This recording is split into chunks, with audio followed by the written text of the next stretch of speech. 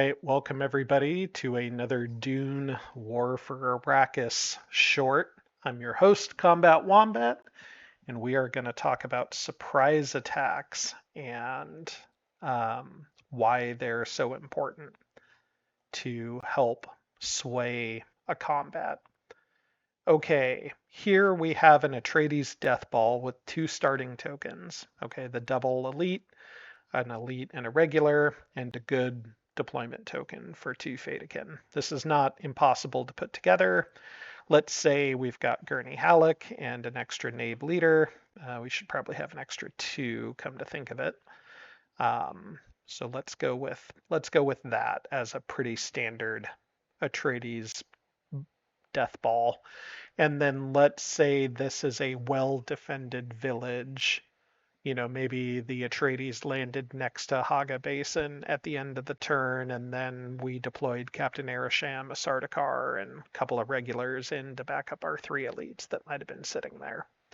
Okay, so next turn, the Atreides opens with a surprise attack. Now, to talk about a surprise attack, I want to talk briefly about the dice. So these are six-sided dice.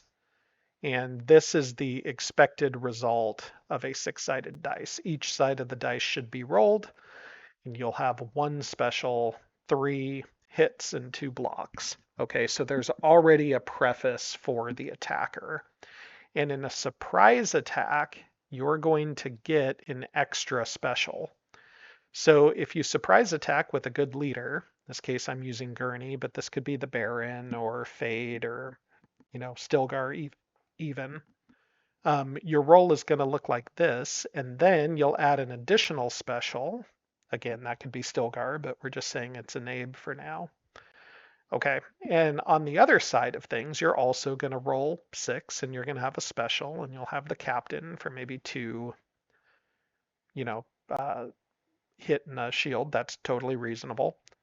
And this is also why it's important to have Fatakin Sardaukars on your attacking team, because two Fatakin will cancel out the two average shields that get rolled. So if you have three, you're hedging yourself against, a leader that provides a shield, or four. You don't necessarily need six in a group, but it can, maybe.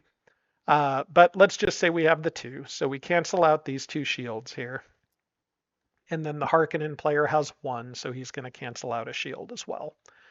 Okay, so what's left? So we use this special, we use this special, and then here's what we're left with. We have two shields on the Atreides side. That's going to negate two swords. We have a shield on the Harkonnen side, which is going to negate a spear. So the Atreides player is going to do 5 damage, and the defender, the Harkonnens, are only going to do 2 back. So 2 back, the first thing we'll do is take 2 elites. And so now we're left with this mess. And now 5 damage on the Harkonnen player. Well, we'll downgrade 3 elites to take 3. And then the next 2, we'll take this one. And let's say the Harkonnen player has 4 cards to discard potentially, and let's say the Atreides player has, I don't know, 2, one of each. Okay. So we've taken 3 downgrades, 1 regular, and we have to take 1 more hit. So let's go ahead and take another regular, planning on discarding some cards. Okay, so now the Hark player has 4 dice, plus 1 for the village, plus 1 extra card. So we'll trash that. And now we'll be rolling 6 dice again. Okay, 1, 2, 3, 4, 5, 6. And then the Atreides player has to press, so we'll take a 3rd casualty now. And we'll discard down, and now we have 6 again. So we'll roll the expected 1, 2, 3, 4, 5, 6. We don't have the surprise attack now, but we're still averaging a special. So that means Gurney's going to get another hit here. Now, again, this could be Paul or Stilgar. It's going to be, fundamentally kind of the same. And then here we're going to get Arasham, and he's going to come in and do some hits too, right? We have a Sardaukar to kill a shield here, and we still have 2 Fatakin to kill those 2 shields there. So now we have 4 hits and a block. And on this side, that's going to eat up that. That's going to eat up that. It's going to eat up this. So now the Harkonnen player is going to do 2 damage, and the Atreides player is going to do 4. And you can just see what's happening here, right? So maybe you lose Captain, you lose the Sardaukar, 2, 3, you lose the regular. That's 4 hits over here on the Harkonnen side. And on the Atreides side, maybe you lose both nabes, and then you lose a regular to press. Right now we're only rolling 5. We discard a single card so that we're rolling 6. The Harkonnen player is going to discard their remaining 3 cards so that they're rolling 6. Right. And then they roll 1, 2, 3, 4, 5, 6.